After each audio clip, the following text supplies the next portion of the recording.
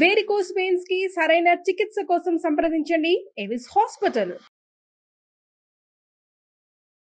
నమస్తే రమగారు. నమస్తే జయ. రమగారు, మనము ధనుర్మాసంలోకి వచ్చేస్తున్నాం కదండి. ధనుర్మాసం అనగానే మనకి గోదాదేవి, గోదా కళ్యాణం, తిరుప్పావై ఇవన్నీ గుర్తుకొస్తాయి. నిజం చెప్పాలంటే గోదాదేవి దర్శనానికి మనం వెళ్దాం అనుకున్నాం, అవును, వెళ్ళలేకపోయాం. కాకపోతే మనం ఏదిలాబాద్ లో ఉన్న గోదా రంగనాథ స్వామి, రంగనాయక స్వామిని మాత్రం దర్శనం చేసేసాం. ఎంత బాగుంది కదా రమగారు. ఎంత క్యూట్ గా ఉందో, ఎంత చక్కగా ఉన్నారో, ఎంత బాగున్నారు. ఆలయ ప్రాంగణం కూడా చూడండి, చాలా ప్రశాంతంగా ఉంది జయ. నేను అస్సలు ఎక్స్పెక్ట్ చేయలేదండి. మీరు అన్ని సార్లు అన్నా కూడా అంత అలా ఉంటది అనుకోలేదు. భలే ప్రశాంతంగా, నిజంగా చాలా బాగుంది. తర్వాత ఒక అక్షయ పాత్ర ఇచ్చారు, చూసారా రమ్మగారు? మనకి అక్షింతలు వేశారు చూడండి. అది కొన్ని వందల సంవత్సరాలు, అంటే 600 సంవత్సరాల పైదేనట్టు రమ్మగారు. అవును, అంటే మనకు అప్పుడు అంత స్పష్టత ఇవ్వలేదు కాబట్టి మనం దాని గురించి మాట్లాడలేకపోయాము. అక్షింతలు వేయడానికి తీసుకొచ్చారు. అవును, నాకు తర్వాత జ్ఞాపకం వచ్చింది జయ. నేను ఫస్ట్ టైం వెళ్ళినప్పుడు, రెండోసారి వెళ్ళినప్పుడు నాకు గుర్తుండి, ఇది అక్షయ పాత్రని మేము మొదట దీన్ని దేవాలయం కోసం నిధులు సేకరించినప్పుడు ఈ అక్షయ పాత్రలోనే బియ్యం అవి కూడా వేస్తారని అలా ఏదో చెప్పారు. వ్యవహారం అంతా గుర్తులేదు నాకు, కానీ నాకు ఆ రోజు చూసిన జ్ఞాపకం కూడా ఉంది. నేను అనుకున్న అక్షితలు ఇంత పెద్ద దాంట్లో ఇస్తున్నారు ఏంటబ్బా అనుకున్నా, కానీ విషయం నాకు తెలియదు. అదే వచ్చేసాక మీరు అన్నారు కదా దారిలో, అప్పుడు అనిపించింది. అవును, దాని గురించి ఏం పెద్ద వివరంగా మాట్లాడలేకపోయాం. అమ్మవారి దేవాలయం మాత్రం మహా అద్భుతం, ప్రశాంతంగా ఉంది, చాలా హాయిగా ఉంది. మరి ఇక గోదాదేవి తల్లి గురించి ఒక్కసారి మాట్లాడుకుందామంటే, ఆవిడ యొక్క విశిష్టత ఏంటి రమ్మగారు? ఆవిడ ఎక్కడ జన్మించారు? ఆవిడ ప్రయాణం ఎలా సాగింది? శ్రీరంగానికి దగ్గరలో, మరీ దగ్గర కాదు, ఒక మాదిరి దగ్గరలో ఉన్న శ్రీవిల్లిపుత్తూరులో జన్మించారు గోదాదేవి. అయితే పన్నిద్దరు ఆళ్వార్లు అని ఆళ్వార్ల గాథలు వింటుంటాం మనం. మహావిష్ణు భక్తులుగా వైష్ణవ సాంప్రదాయాన్ని ముందుకు తీసుకెళ్లిన వాళ్ళని ఆళ్వార్లు అంటారు. వీళ్ళు 12 మంది. ఆ 12 మందిలో ఒక ఆమె గోదాదేవి. ఈవిడ కూడా 11 మంది పురుషులైతే 12వ ఆవిడ ఈవిడ. అయితే ఈమె యొక్క తండ్రి అయిన విష్ణు చిత్తులు పెరియాళ్వారుగా ప్రఖ్యాతులు. పెరియాళ్వారు గారి ఔరస సంతానం కాదు గోదాదేవి. ఆయనకి తులసివనంలో లభించిందట అమ్మ. తులసివనంలో ఒక తులసి చెట్టు మొదట్లో పసిపాపగా దర్శనం ఇచ్చిన గోదాదేవిని ఆయన పెంచుకున్నారు. అయోనిజ అని చెప్తారు ఆమె. ఆమెకి మనం హారతులు ఇచ్చేటప్పుడు కర్కటే పూర్వఫల్గుణ్యాం తులసీ కారణోద్భవం అని చెప్తారు. తులసిలో కర్కట మాసంలో ఆవిడ, ఈ తమిళ మాసాలు ఉంటాయి కదా, వాళ్ళ తాయి మాసము అలా పేర్లు ఉంటాయి. ఈ కర్కట మాసంలో ఈ పూర్వఫల్గుణి అంటే పుబ్బా నక్షత్రం సమయంలో దొరికింది ఆవిడ. తులసీ కారణోద్భవం. తులసి అక్కడ ఒట్టి చిన్న తోట, ఒక చిన్న మడి కాదట. విష్ణు చిత్తులు నిత్యము రంగనాథుడికి తులసి మాలలు అర్పించేవారు. మాల అర్పించాలి, ఎంత పెద్ద మూర్తి ఆయన, మహాద్భుత మూర్తి కదా రంగనాథుడు. ఆయనకి కావలసినంత మాల లభించాలంటే పెద్ద వనం అది, తులసి వనం. కాననము అసలు అడవి అనమాట, తులసి అడవి, తులసి చెట్లే ఉన్నాయి. ఆ తులసి కాననంలో అక్కడ దొరికింది ఆయనకి.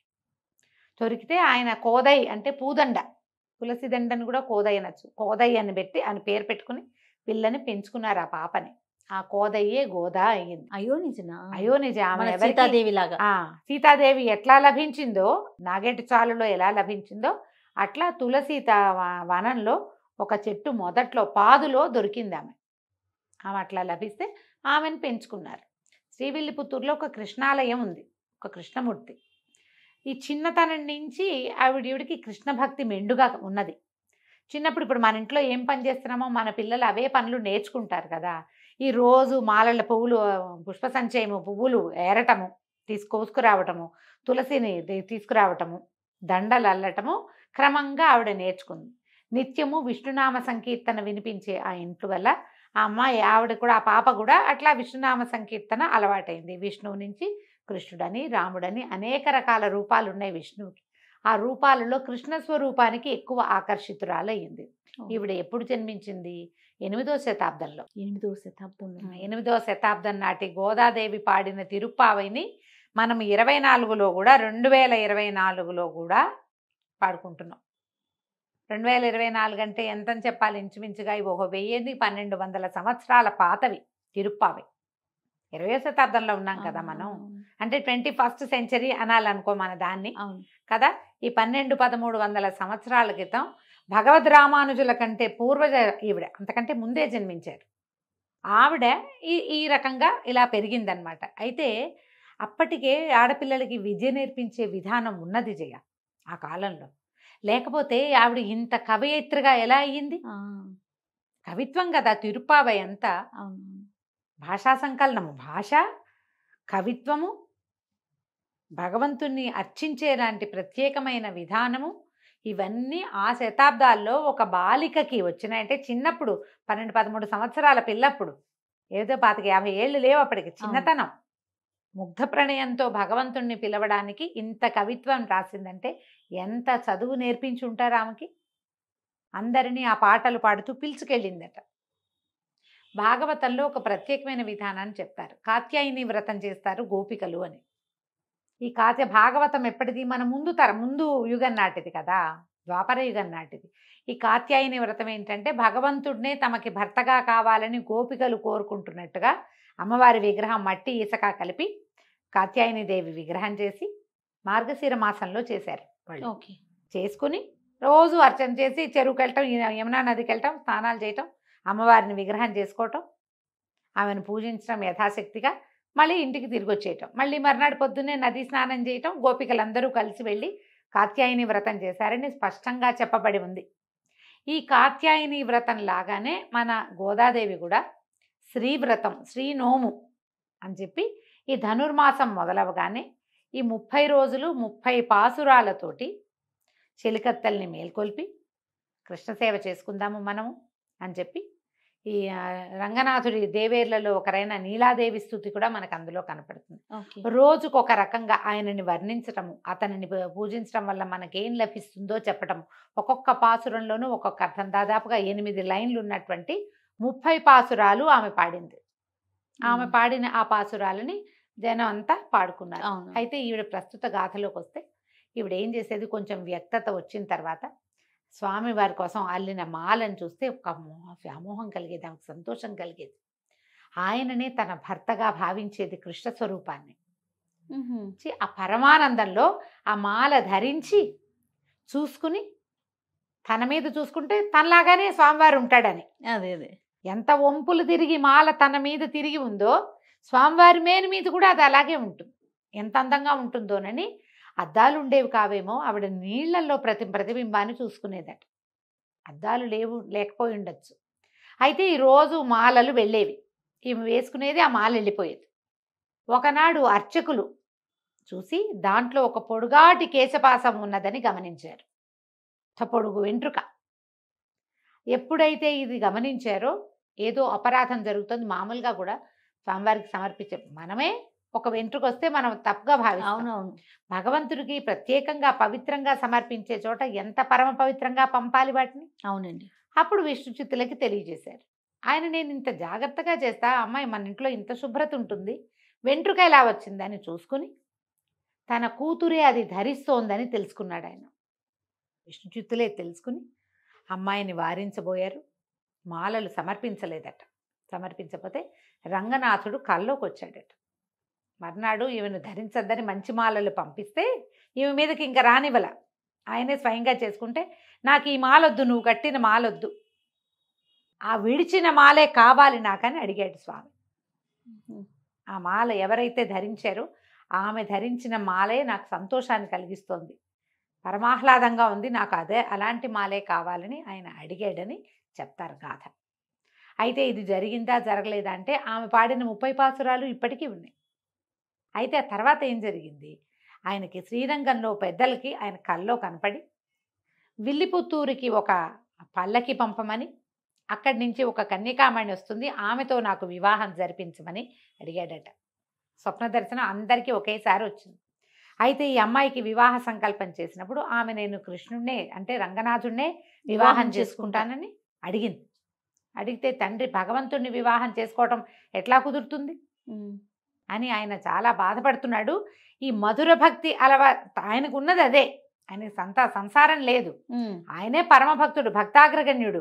పేరు విష్ణు చిత్తుడైతే ఆయన పెరియాళ్ళవారు అంటారు, పెద్దాళ్ళవారు. ఆయన విష్ణు భక్తులలో అగ్రగణ్యుడు. దీన్ని ఎట్లా సమాధానపరచాలో తెలియని ఒక సంకటంలో ఉన్నప్పుడు శ్రీరంగం నుంచి పల్లకి పంపించమని స్వామివారే అక్కడ కల్లో భక్తులకు ఆదేశించారు. దేవాలయ పెద్దలకు ఆదేశిస్తే అక్కడి నుంచి వచ్చిన పల్లకిలో ఈ అమ్మవారిని కూర్చోబెట్టి, ఆండాళ్ళ తల్లిని కూర్చోబెట్టి తీసుకెళ్ళారు. తీసుకువెళ్తే అక్కడ రంగనాథుడితోటి అమ్మకి వివాహం జరిపించారట. ఆమె గర్భగుడి దాటి లోపలికి అడుగు వేసి స్వామిలో ఐక్యమైపోయిందని చెప్తారు. ఆ తర్వాత గాథ మనం వినం, తెలీదు. ఆమె గర్భగుడిలోకి వెళ్ళి ప్రవేశించింది, స్వామిలో లీనమైపోవటం అక్కడ ఉన్న ఆ సమయంలో ఉన్న వాళ్ళందరూ దాన్ని చూశారు. అందుకని విష్ణు చిత్తుల్ని రంగనాథుల మామగారుగా చెప్తారు. చాలా ఖచ్చితంగా ఇది జరిగిందనే ఐతిహ్యం, మన కథ అట్లాగే చెప్పుకుంటాం. అయితే ఈవిడ ఏం చేశారు, నాచియార్ తిరుమలని ఇంకొక కావ్యం కూడా రాశారు ఈవిడ. అది పాడుకుంటారు ద్రావిడ గ్రంథాల్లో, ప్రబంధాల్లో అది కూడా ఉంది. ఈ ప్రత్యేకంగా ఈ 30 రోజులు ఇది పాడటమే మనకి విశేషంగా కనపడుతుంది. అందరూ పాడుకోవచ్చు, దీనికి కుల విచక్షణ లేదు. ఎవరైనా నేర్చుకోవచ్చు, ఎవరైనా చదువుకోవచ్చు, పాడుకోవచ్చు. ఎలాగంటే శ్రీ వైష్ణవ మతానికి కూడా కులగణన లేదు. ఏ కులం వారైనా వైష్ణవ మతం తీసుకోవచ్చు. ఎందుకంటే ఈ ఆళ్వార్లలో అన్ని కులాల వాళ్ళు ఉన్నారు. ఒట్టిగా జంధ్యం ధరించిన వాళ్లే కాదు, నిమ్నచ కులాల వాళ్ళు కూడా ఉన్నారు ఆళ్వార్లలో.